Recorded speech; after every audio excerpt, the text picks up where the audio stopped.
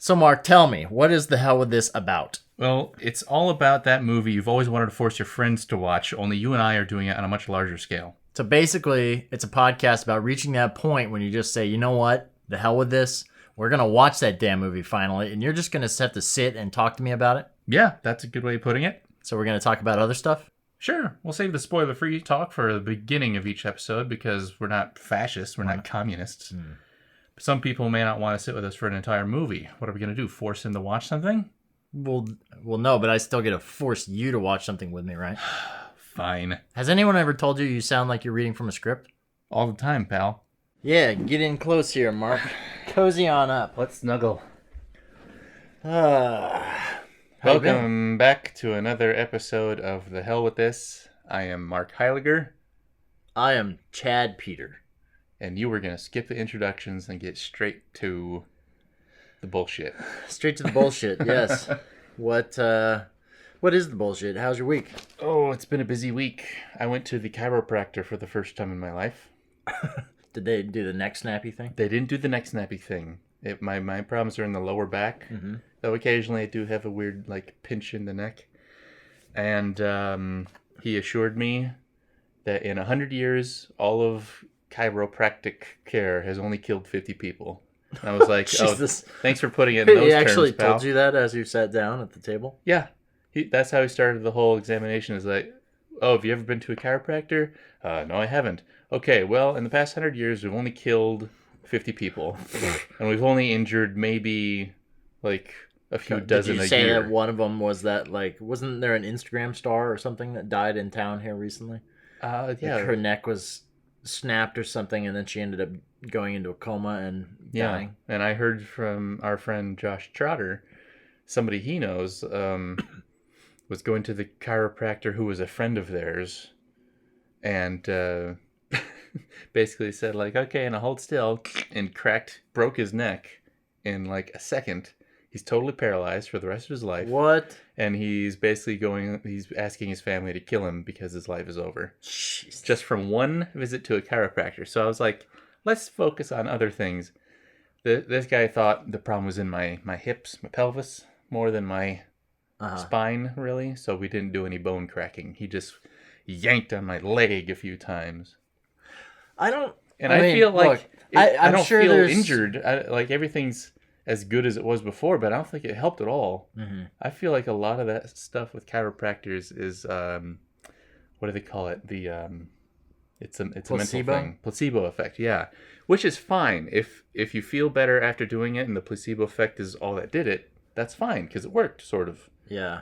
But I mean, my mom goes all the time. I don't know. I've always, maybe I've just been stubborn and kind of old man about it. Mm-hmm. But I feel like when you if your neck hurts, the worst thing you can do is try and twist it more. Yeah. Because it's pull the vertebrae it's out a of place. temporary fix, and then it ends up hurting longer, and you might even damage it further. I've always found whenever I've had joint problems or something, I just let it hang and let it heal, and eventually it's fine as long as you don't fucking mess it up some more. Well, the various doctors that I've seen about my lower back issues over the past year have always said, a chiropractor can make you feel better temporarily, but unless you're going literally every day, you have to do some sort of physical therapy or something else to make it heal permanently. Yeah. That's just sort of a... We apologize to all the way you crack your knuckles, that kind of can feel good, but that's not going to fix arthritis, for instance. It might give you arthritis. No, they've actually... There was one doctor who, I think it was for 20 years or something, he cracked all his knuckles every day on one hand, but not on his other one, to prove that he wouldn't get arthritis in that hand. And he got some weird, stupid prize for that. It was not an official... I think it was called the Ig Nobel prize, not the Nobel Prize. The Ig Nobel prize. So he got an award for breaking his knuckles every day. Cracking his knuckles, not breaking his knuckles. That would suck if you're breaking your hand every day. You're just hitting it with a hammer. What else? You got a whole sketch pad over there. What's going on? Well, what did you write down? I showed you my safety pass where I look like the bassist from Hoobastank. Oh yeah, with this old picture. Mark showed me basically an ID, and they, for whatever reason, used a. They do safety training in the Editors Guild. Oh right. Because we're sometimes on set. Which makes zero sense to me. I mean, on Crazy X, our office is on the lot, and we sometimes go to the set, and we have to know all the rules of like don't put shit in the fire lane and all that stuff. Oh yeah. Of course, it takes like 7 hours of training just to learn the basics. Mm-hmm. But they give you a little pass, and this time it has your picture on it, and it's an old picture when I had like a goatee and stuff. He does. He looks like a bassist from Hoobastank, like you said. Yeah, or Sugar Ray. One of those bands. Oh, jeez, yeah. Sugar Ray or Nickelback. Yeah. Yeah. Mm. But speaking of Crazy X, I have basically wrapped on that show this season. Nice. So that's all done. I raided the food shelf where we have all the chips and stuff, and I stole as much as I could without making it look like, man, that fucker Mark took all the chips. That's good. Yeah. So on to the next thing. I wrapped Mr. Robot on Monday. Nice. Mm-hmm. And what do you have coming up next after that? I haven't signed anything, so I don't know if I can say yet. So I'll just leave it at that. But it's supposed to start Valentine's Day. So, and it might mean that I'll be moving into more of a production-based job. Which is what you want. So maybe I'll need to take some of those safety classes and stuff. I bet you will. Is it a supervisory role at all? Maybe. You'll have to do some harassment training too, so you don't harass any of the underlings. Right. I don't think I have any underlings. Okay, well then you wouldn't be in a supervisory role. Right. Well, we'll see. That settles that. Yeah. So I brought 5 movies, and you chose the foreign art film. So it's not my fault today. I brought like 4 cult movies and 1. This one is a cult movie, I would say. Who's the director of this one? Wim Wenders. Wenders, yeah. One of my favorite directors of all time. A German fellow. He did Paris, Texas as well. Did Paris, Texas. He did a lot of... which I haven't seen. Road trip movies, just with no script. Which sounds familiar. Hey, that's what I've done. He did? He did like a whole trilogy of road movies before Wings of Desire and before Paris, Texas. And but even Wings of Desire was generally unscripted, as was Paris, Texas. Mm-hmm. Like they're always movies where they're kind of just working and kind of seeing where the story takes them. And Wim Wenders, I don't really know what he's doing now. Last movie I saw of his was like shot on mini DV, and it was not great. I can't remember what it was. I think it starred Michelle Williams. Was it from like the early 2000s? Like a long time ago? It starred Michelle Williams and somebody like John Lithgow or something maybe. That's a strange cast. Yeah. A good one, but strange. That's not the one about her dog, is it? That was somebody else. I feel like it was a post 9/11 movie, and it felt that way. Sorry, I've got a porg in my throat. No Star Wars references. I haven't seen it yet. No, but this is one of those movies it's set. It feels very. Actually, this kind of continues the theme of Top Secret. Does it? Because it's about cows wearing boots. Cold War Germany. Okay. And it's a lot about the Berlin Wall. I thought this was post Cold War. No. I think this was 87, if I'm not mistaken. When did the wall come down? Around the same time. Okay. So I think this was made probably in the middle of it all. Like during the process, yeah. But, it's one of those movies that's kind of like, if you sit down and watch it just at your house or something, you'll probably turn it off within the first 20 minutes because it's very quiet and very solemn. Yeah, and it's a lot of voiceover. This movie was remade. I know it was. In America. With Nicolas Cage. And Meg Ryan. City of Angels. City of Angels, yes. Set in Los Angeles. Even has like its own like what Sarah McLachlan song. Alanis Morissette. Alanis Morissette. That was Alanis Morissette's Uninvited. That's your lady. Yeah. I mean, Nick Cage, Alanis Morissette, that movie was made for me. It's true. I wish I was a bigger Meg Ryan fan. Did you see that movie? Yeah, I've seen that one. Okay. But that one, I've seen the first half of what we're about to watch, Wings of Desire. Yeah.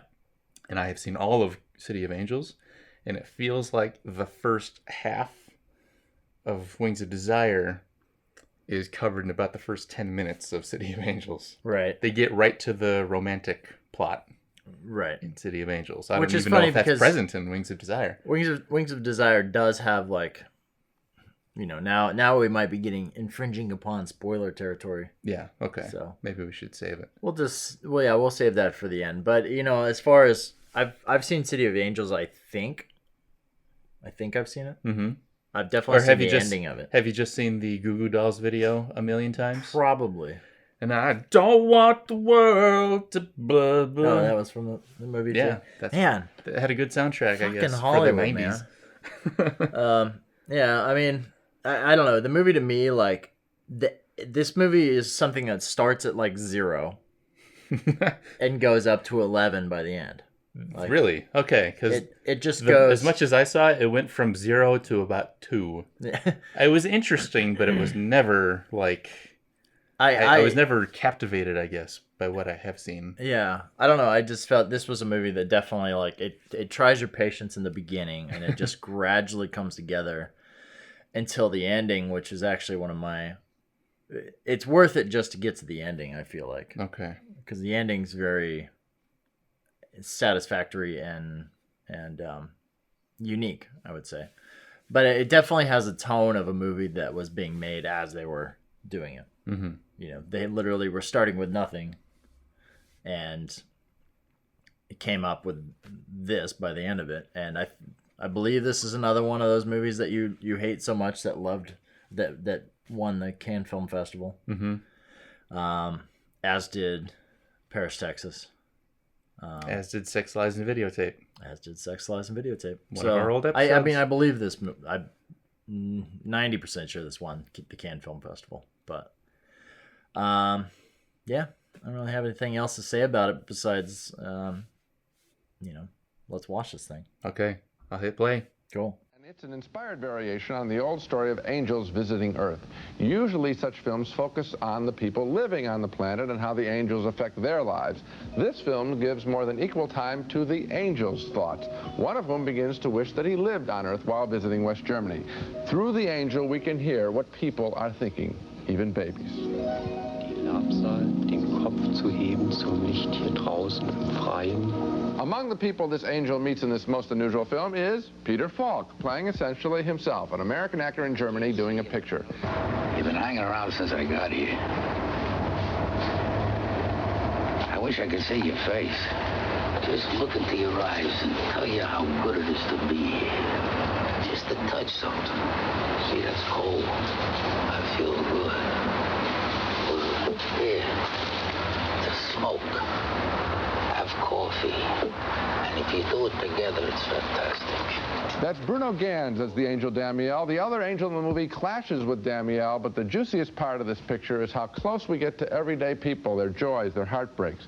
Director Wim Wenders does a real remarkable thing here. He praises life as it is lived, yet making sense out of life's confusions to the point where we enjoy being alive in a fresh way. I really like this film. I like this movie very, very much. It has a mood to it. It takes the time to establish that mood, and you feel the loneliness of people who are given the power to give a little surcease and a little comfort to living people, but who can never live themselves. And you know, this movie reminded me of a movie we both liked 10 years ago, Kings of the Road, also by Wim Wenders. Two divorced men who hit the road together and drive around aimlessly, talking about how somehow they can't live with women and they can't live without women. Here in this movie, we have two lonely guys, only they're angels, and they're saying, if only we knew the secret that these other people have, we wouldn't feel like such outsiders. Well, that's what I'm calling the remarkable element. He doesn't sweeten life to the point that it's false. No. But yet, the feeling that one gets is life, warts and all, is what life is about, and he makes us understand that the sting that's there, the schism that's there of what we want to be and what we are, is part of being alive. And that's, I appreciate the bottom line of this movie is death is a horrible thing, but it would be better to be able to die than to have to live forever as an angel and never have lived at all. And we're back after Wings of Desire, or Himmel über Berlin. I like it when you speak dirty to me. My first question is the movie ends with a to be continued, like Back to the Future. Yeah. But I didn't know there was a sequel. There is, though, right? I don't, it's funny because even though I loved this movie, even with the to be continued, I don't think I realized there ever was one. But there is. It's a movie called Far Away So Close that was made in 93. So 6 years after this movie came out. Mm-hmm. But you haven't seen it? I have seen it. Oh, you have? I saw it once. Definitely didn't. It didn't affect me the way that this one did. I think it was more about Cassiel's story, the secondary angel in this. Yeah, he even... Well, oh no, we were looking at the other credits. Never mind. I mean, the movie is basically about two angels, Yeah, one who kind of is... He's kind of our... Their whole... The angel's job is to record history, just to witness things, really. Yeah. And also to help people stay on the... if not the righteous path, at least not feel so sad and kill themselves all the time. They kind of hover over people who are feeling down, and they kind of give them a hand on the shoulder, and it kind of makes them feel alive again. Like, well, my problems aren't so bad, yeah. But it doesn't always work. But Cassiel, he seems to be particularly interested in history. His first scene, he's looking through his notebook, and he's like, you know what happened today 300 years ago? Somebody flew a hot air balloon over the city. Yeah. And another person said something weird. It was like literally huge things and small things. They see and record as much as they can. 50 years ago, the Berlin Olympics. Yeah. But our main character in this movie, Damiel, he doesn't seem to be so concerned about the past because he's becoming more concerned with the present. He wants to know what it's like to live now. Yeah. He says he wants to know what it's like to lie through his teeth. Yeah. What it's like to hold an apple. To make people wait on him. Yeah. Be served. And not just selfish things, but, to like... Right. Just to experience every detail of a real life and not just live in the spiritual realm above it all. Yeah. Damiel's played by Bruno Ganz, who played, more famously, Adolf Hitler in the movie Downfall. Yeah. And of course, you were talking about how you've seen that meme. Yeah, where they just put in I don't know subtitles. who has not seen that. It's been a few years since people have sent that one around. What were your general thoughts on the movie now that you've seen it all the way through? My general thoughts are that it is such a deep rumination on existence. Yeah. It's incredibly existential. Yeah, and I guess it's in that sense it's kind of as if if you existed for that long, that's probably how you would be. You'd be thinking in poems almost. Right. It's very poetic. I'm not a huge fan of poetry, but I can recognize it when I see it. Yeah. But it is sort of you get this feeling that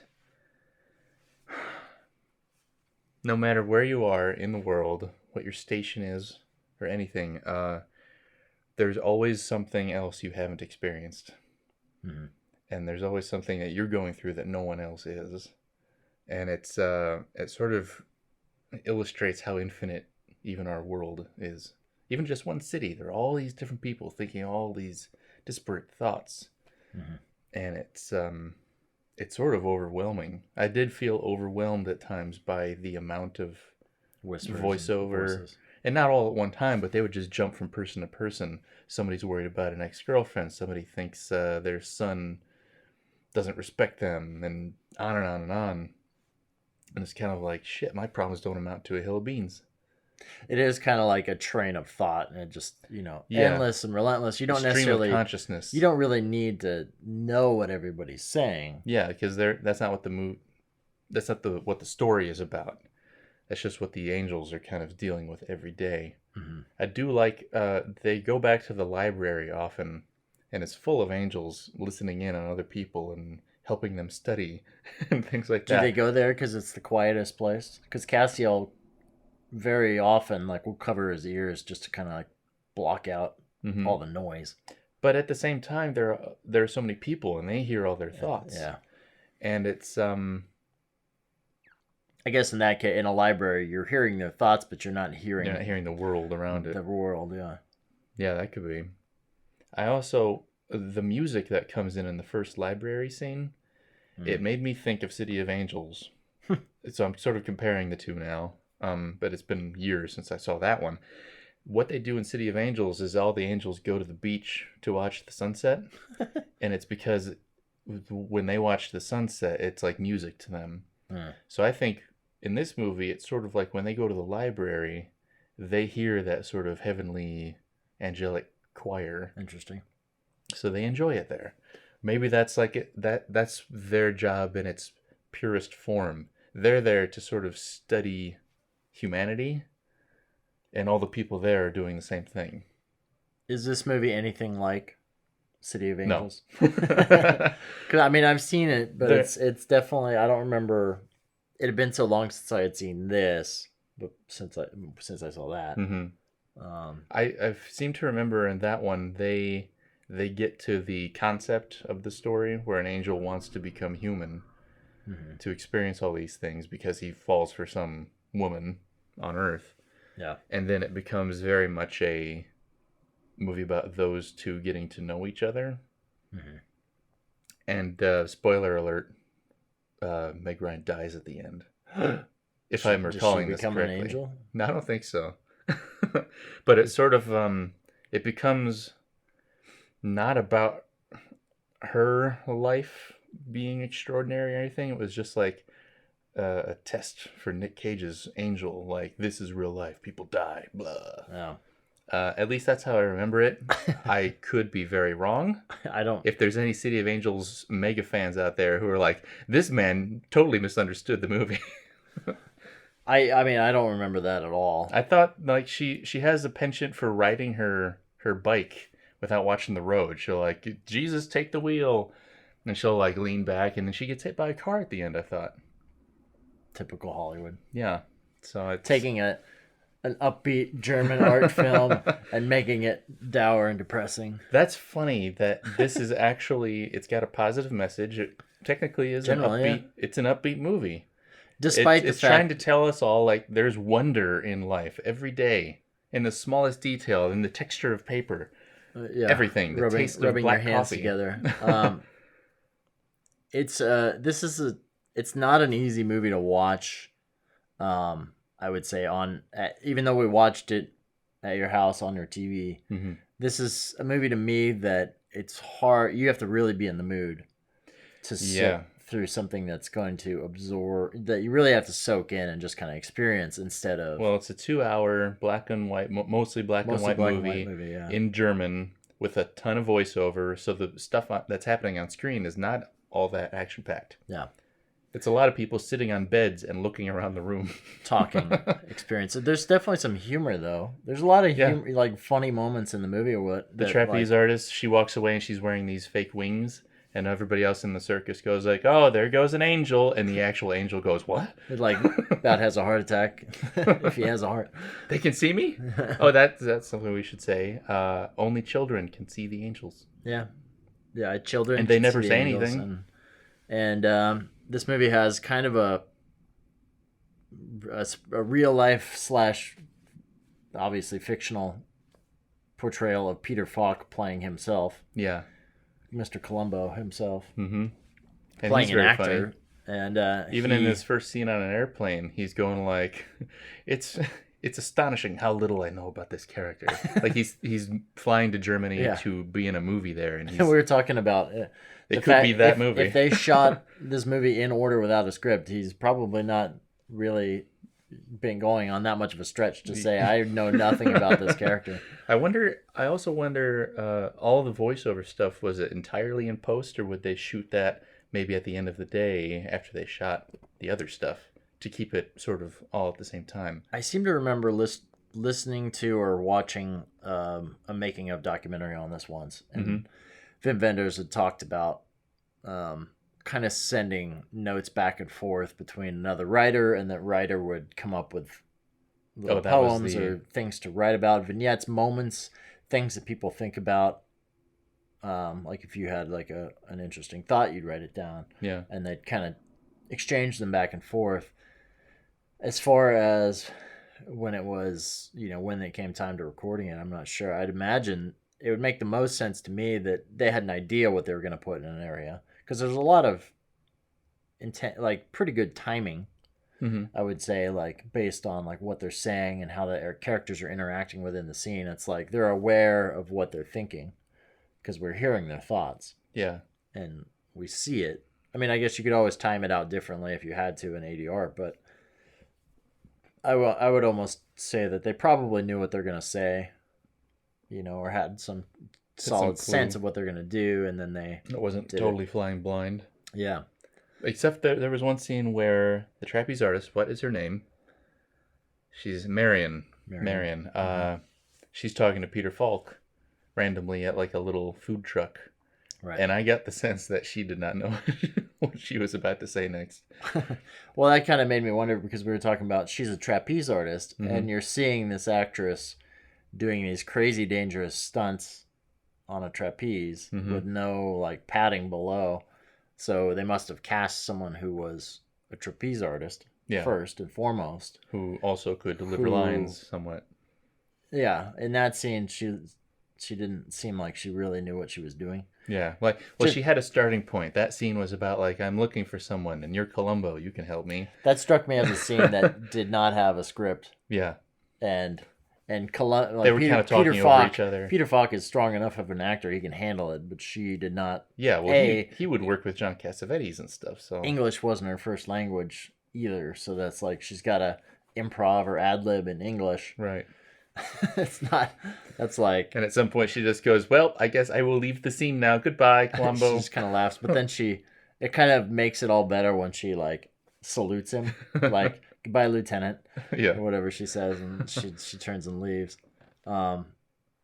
It's interesting how they kind of intertwine like with real life into this movie and not the things that affected me the most is you're seeing like films all throughout the movie of like mid-war Berlin. Yeah, buildings bombed out, dead bodies in the street, dead children, dead babies like in the street. Like you're seeing a lot of pretty graphic things, and some of it's kind of intercut with like Cassiel's character. Like he's riding in the back of a cab. Yeah, and you're seeing and like, he's just watching footage. The past go by, and it's meant to be his sort of POV. Yeah, and you're seeing footage from within this cab looking out at these bombed buildings and everything, like actual film from World War II. And so it plays with that. It plays with all facets of time and everything. Mm-hmm. Super interesting, though. You're not wrong about having to be in the mood. Like I mentioned I had seen the first half already. I've had like the DVD ripped for years. Ages, yeah. For years. And finally I'm looking at my hard drive going like, I got to get rid of this fucking thing. I'm just going to watch it. I'm just going to watch it because I was never in the mood. It just sat there forever. Right. Well, and it's hard to be in the mood, especially when you don't know what the movie is. Mm-hmm. And it's such a slow burn to get to something that's a little bit more active. Because the whole movie at the beginning is just kind of like sitting and watching, just like the angels are, effectively. Mm-hmm. And by the end, it's like one of the angels more or less wishes his wings away and becomes a human. Yeah. And one of the first things he does is go to a Nick Cave and the Bad Seeds concert. And just looking for his woman, though. Yeah. And so he finds her at the Nick Cave concert, and they have this extremely existential, like he finally meets his woman in real life. And instantly there's this connection. And they've met in a dream before. Basically has, he doesn't speak through the whole thing, really. No. She just says, basically, what's the first thing she says? She says, like, we're going to live the rest of our lives together or something like that. Like, most people would just turn around and run away. She got pretty serious right away. Right away. But I think her first line was like, now it's finally got to be serious. Right. To him. And like, no more screwing around with life. If it was any other guy or girl, they probably would have turned around and ran away. Yeah. But because he's been watching her and she can feel it. through the whole movie, you don't know, like, she's been talking about suicide because she knows that the circus is shutting down. Mm-hmm. And so she doesn't want to be a waitress. She just is going to be another trapeze artist who breaks her neck, you know. So we don't know exactly what she's doing. Can I ask why this movie hit you as hard as it did? Why is it still one of your favorites? Because I really liked it, but I don't know that I'd put it in my top 20 or whatever. Yeah, it is what it is. I don't even know that it's in my top 20. I would say that, I mean, Paris, Texas, to me, is much, much higher. Okay.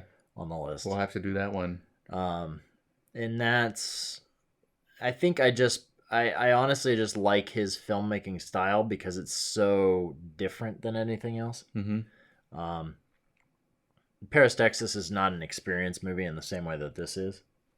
This is more, you know, sit back, watch, soak it in. Yeah, you've got to really marinate in this movie.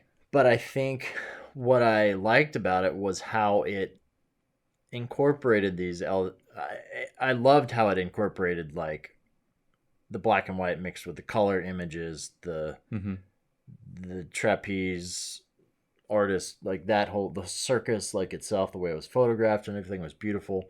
I loved the concert sequences, the Nick Cave stuff mixed in, and, you know, the different angel, like, standing around watching his buddy, like, become a human. Mm-hmm. And, like, the whole, I bought into the whole love story of these two people, to be honest, and that's obviously somebody else did, or otherwise they wouldn't have made City of Angels. Right. But it was interesting to me. And I think that's what I latched onto, and I liked where it went. Like, when I was watching it, you see the first half of the movie and you just assume that this is just how it's going to be. Right. And the second half of the movie goes to a totally different kind of place. And maybe that's why I didn't connect as much with Far Away So Close, the sequel, because it was all about, like, Cassiel, but we already knew, you know, I already experienced, like, the whole, like, oh, he's become real. Mm-hmm. Like, does Cassiel do that in the sequel? I don't remember. Okay. What does happen in the sequel? I mean, I don't want to ruin it for people anyway, since that's a different movie entirely. But I believe it was more about him dealing with his, you know, I'm sure just dealing with his shit. If it's quit living in the past, Cassiel. If it was written in Hollywood, then yes, Cassiel probably turns to being a human. Yeah. And reunites with his buddy. I think Peter Falk being an angel in this movie was sort of ruined. Like, that surprise was ruined for me by City of Angels. Oh, really? Because in that movie, Dennis Franz is one of those ex-angels, and he's just like a fucking glutton. He's eating everything. He's enjoying life. He's doing everything he ever wanted to. And then I was like, well, Dennis Franz and Peter Falk, they have sort of the same attitude here. Career. I mean, they both played cops on shows forever. Yeah. So I was sort Columbo of expecting went on a whole lot longer than NYPD Blue, though. Did it? I thought Columbo was on since, like, the 60s. I don't think so. I mean, it's been a while. Now we're clicking. Now we're looking. Yeah, Columbo, 1971 to 2003.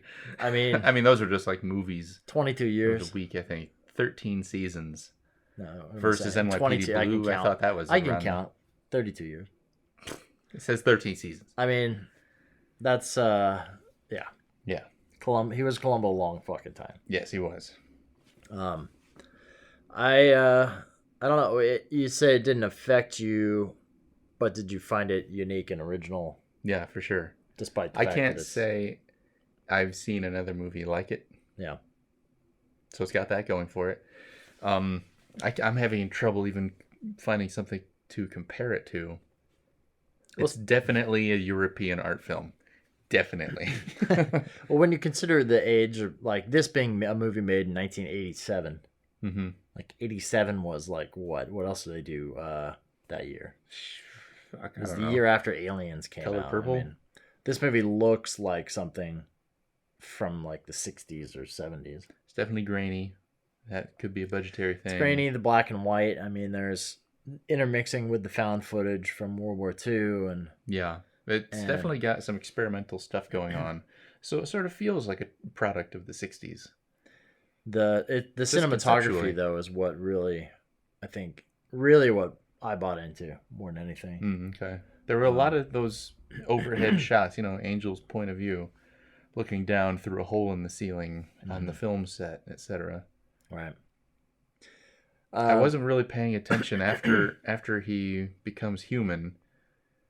Is there any more of that stuff? Any more looking down? Because now he's on the ground level. He can't do that. But Castiel can. I mean, when we cut back, I think they cut back to Castiel towards the end, and he's up high, but not from the other guy's point of view, I don't think. Like, how does the movie ends with our lovely couple together? She's still trapezing. Yeah, she's still doing her aerialist stuff. He's being the one down below to to spin the rope, then keep her steady. While Castiel watches. Yeah. So now, do you think Castiel is basically just ignoring everyone else now? He's like, he's just watching his buddies. I'm gonna go hang out with them and see what they're up to. We'll let everyone else deal with their own problems. Well, that would be annoying if you were Damiel, because then you would have this sense that he's always there, the way Peter Falk had the sense that the other angels were there. Right. Also, how arrogant is it of Peter Falk to take the role of the angel? He's such a good person. He's playing himself, who is an angel. I like that he's clearly got just an act, a shtick that he plays for any.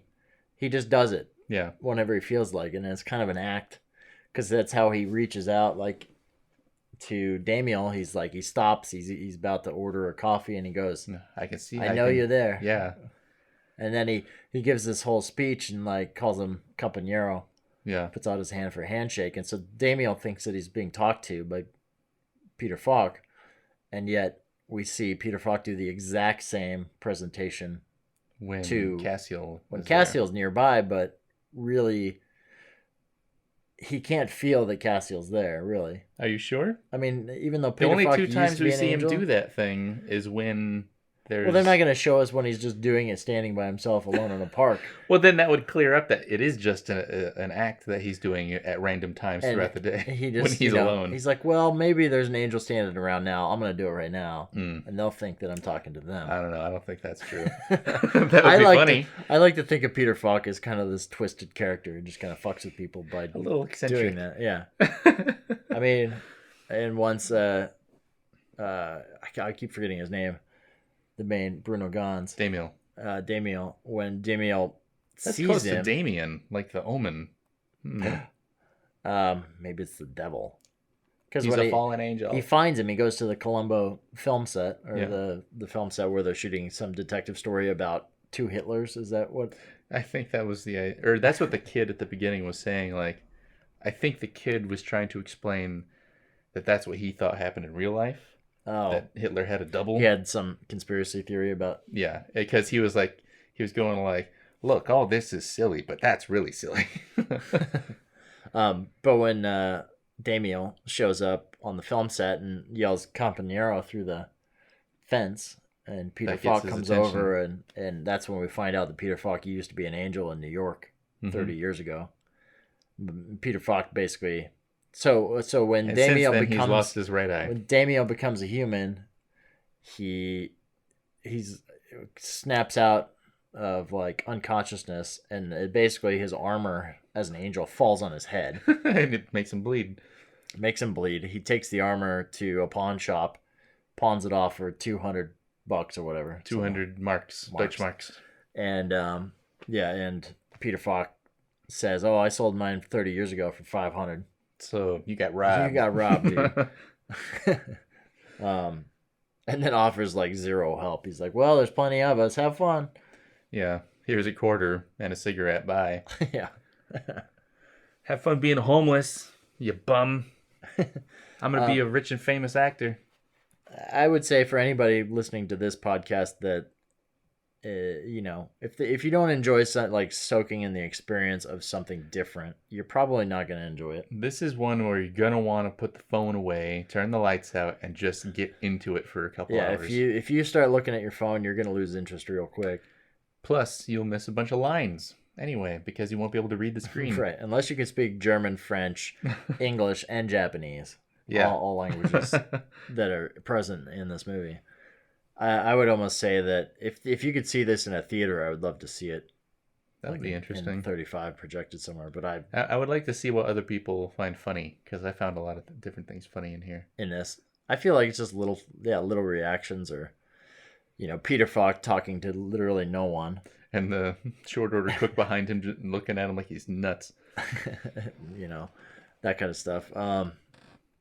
But I would say Paris, Texas is definitely the top. You'd go with that one first, like as an introduction to Wim Wenders, if I could say his fucking name. I think so. I mean, if you're only going to watch one movie by Wim Wenders, I would say Paris, Texas. Okay. Now, I know the name is very well known in film school circles. Mm-hmm. Like they put his name on t-shirts. But what else has he done? Wings of Desire, Paris, Texas. He did. We were talking not too long ago about Roger Ebert doing the cinema. It's like a week-long seminar. Yeah, at the University of Colorado. Well, he did. Wim Wenders did a documentary. I think it was called Tokyo Story or Tokyo. Tokyo Story is an Akira Kurosawa movie, I think. Well, I think it's an Ozu movie. Tokyo Ga. Tokyo Ga, here. We're looking at 85, so right before Wings of Desire. Right in between Paris, Texas and Wings of Desire. So Tokyo Ga is a documentary about... Oh, it's about Ozu. Yeah, a documentary about Yasujiro. Am I reading that right? Ozu? Yeah, Yasujiro Ozu. And this was something that... He's the one who directed Ohio, right? That I don't know. Okay. I don't think I've ever actually seen an Ozu film. But it's Tokyo Ga stars Werner Herzog.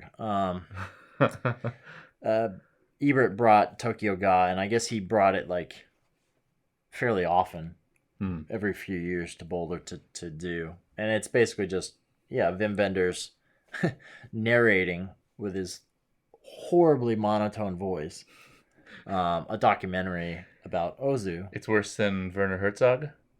It's worse than Werner Herzog. Because at least Werner Herzog sounds very captivating. I mean, they kind of have the same, similarities in the style and like what they talk about. But Wim Wenders is definitely harder to listen to.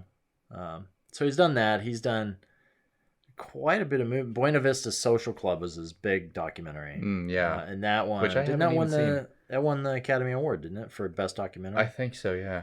It was a big deal at the time. I remember he did that. The $1 Million Hotel, which wasn't that I like saw. A complete fucking... It wasn't great. Did that have Mel Gibson in it? But this is the problem. Like, when you get a director like Yes, Wim Wenders who does a movie in LA, you almost expect them to produce something that's a Hollywood film. $1 Million Hotel, I've seen it. I don't remember it being that bad, to be honest. I think it's just one of those movies where you go in with expectations of it being, it's a Mel Gibson movie. It should be. It did not grab my attention, I guess. Yeah. Maybe it wasn't what I thought it would be. But it'd be like if you went to Wings of Desire expecting to see City of Angels. It'd be what like, the fuck is this? What is this garbage? Like, you're not... I just wanted to hear that Alanis Morissette song. You have to be in the mood for it, and you have to be set. I mean, the sequel to Wings of Desire, Far Away So Close, like, maybe it didn't work for me because it had kind of become so well known. Like, we're seeing on IMDb, it says that Wings of Desire was basically known as one of the biggest films of the 1980s. Whatever that means, because it obviously was not. It wasn't a box office. It wasn't a box office huge hit thing. Yeah. Far Away So Close, like, U2 did the theme song to this movie. No shit. Like, they wrote a theme, a song specifically for this movie.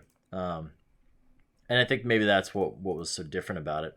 It does star Natasha Kinski. It's got Willem Dafoe in it. Willem Dafoe. I should watch this movie. Even Mikhail Gorbachev is in the movie. I need to see it again, but I don't remember that was a movie that I should have been in a theater to watch, and I think I watched it like on a small TV, and so basically did the exact opposite of what we're suggesting to people to watch Wings of Desire. Yeah. I don't actually have anything else to say about this movie. It's just one of those movies that if you're a filmmaker and you, I mean, if this movie doesn't fall within my top 20 of all time, but Wim Wenders. Thanks for wasting our time, Chad. Wim Wenders definitely falls within my top 10 directors of all time.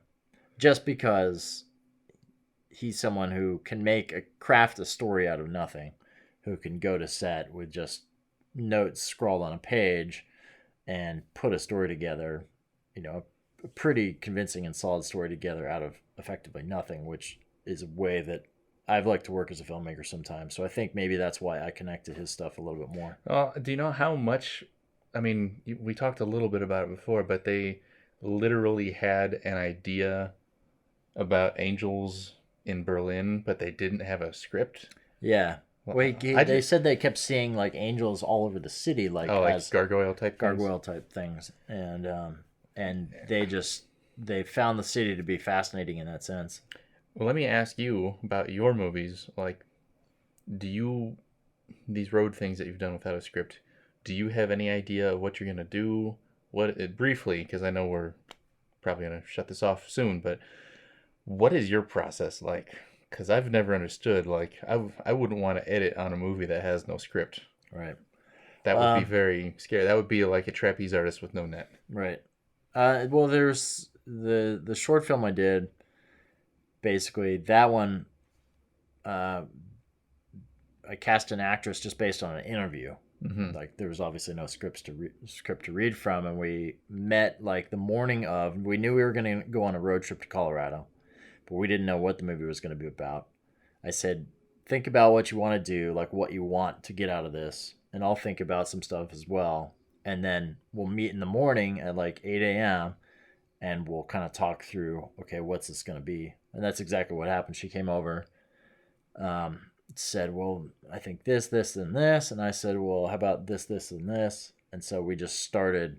You just sort of took those ideas and mashed them together. Yeah. And so we started shooting some scenes like of her like leaving the house and got in the car, and then as we were driving, literally we're about an hour or two away from Vegas, and she goes, oh, I have a friend here in Vegas, why don't I call her up and see if we can stay at her house? And then they became part of the movie. My plan was, we're gonna get to St. George, Utah and stay there, because that's a good halfway point between Denver and LA. And we totally ended up taking a fork in the road. We went to Vegas, met her friend. I didn't film any of the getting there part, but I did. Once I got to know her friend, I said, hey, we're gonna have to drive back through town eventually.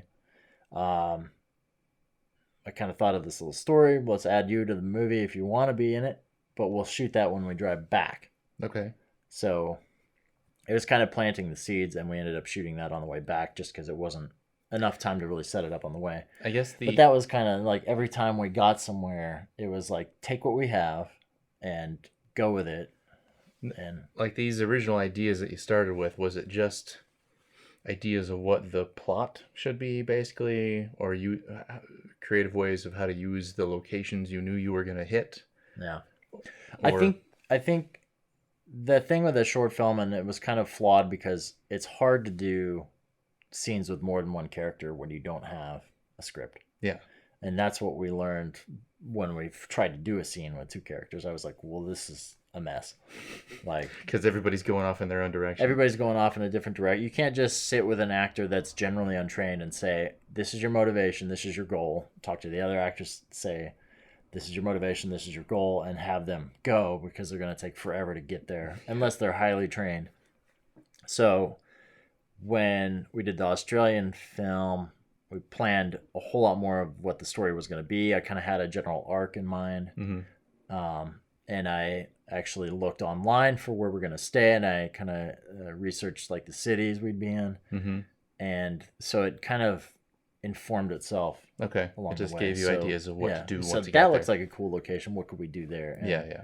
And so in that sense, the story was being built like as we were prepping in my head, but we didn't really. Yeah, until I got with the actors, and the actors said, "Hey, what's this movie about?" And we kind of spoke through it, and it was supposed to be a totally different ending than what it ended up being, and it just kind of found itself as we went, and it feels more natural. And I think maybe that's the problem I have with a lot of scripted projects, is that when you're filming something, you should be adaptable. You should adapt. Like if you've shot half the movie and it feels like your ending that's scripted isn't going to work with what you got, you should straight up throw it away. Yeah. Change it and figure it out. I guess because many people just film it. The thing that gets in the way with movies with any kind of budget is that somebody's responsible for that money, and you can't make changes on the fly without getting approval from all the people who gave you money. Right. Yeah, because the script is like security. Yeah. It's a blanket. Well, it's a blueprint that everybody agreed on. Right. And if anything changes, then it's like they're not getting what they paid for. People are going to get sued. And I guess that's obviously why most people. That's why I'm fascinated by filmmakers like this. It's like, how do you even pitch this? How did they convince someone to pay for all the equipment and all the film and all the extras and so on, especially for a movie that was not ever on paper? When you're doing it with actors that don't have, that are massive actors. We watched a movie that they did that, the Light Between Oceans. Oh, that was very much. They filmed entire sequences that aren't even in the movie. Like they had the characters that ended up in a romance. They never met each other until they met each other in the shot. Like that kind of thing. Like they wanted to keep people separate and make them experience things. And it's funny, if the making of documentary of that, like Michael Fassbender talks about how it was kind of, he didn't sound like he liked the process, whereas Alicia Vikander, like she said she loved it. And like, I think it just depends on who you're working with. Some people love it, some people don't. It's got to be frustrating though in some sense, because really it's really the director and the actors coming up with everything. Yeah, well, it seems like it's a question of economy. When people sign on to a job and they're just like, okay, I'm doing this for the next 3 or 4 weeks and then I'm done, and then halfway through the director's making shit up and you might be getting paid for any extra time, you weren't planning to do that. It kind of fucks with your day. It is not a way that Hollywood would never operate in this sense. Yeah. We're gonna only after the great studio crash of 2024 will we get back to some gritty stuff like that.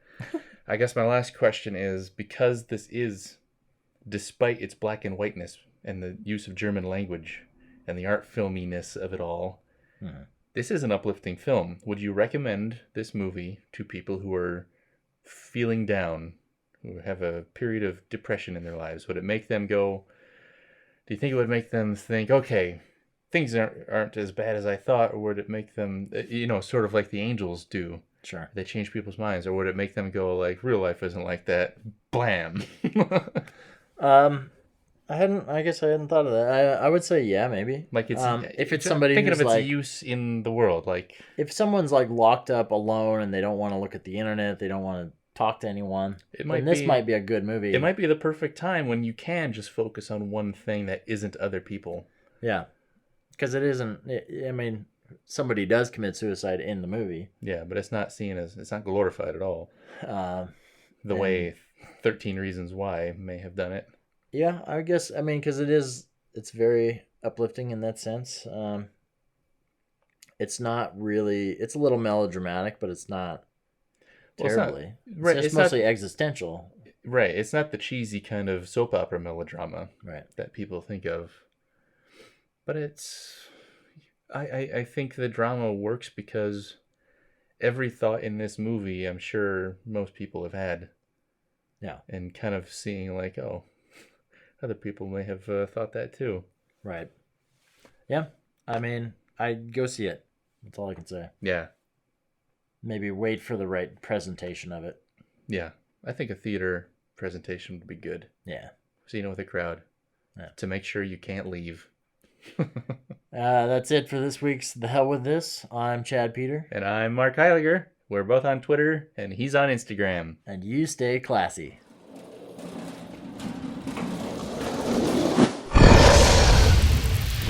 Dragon Wagon.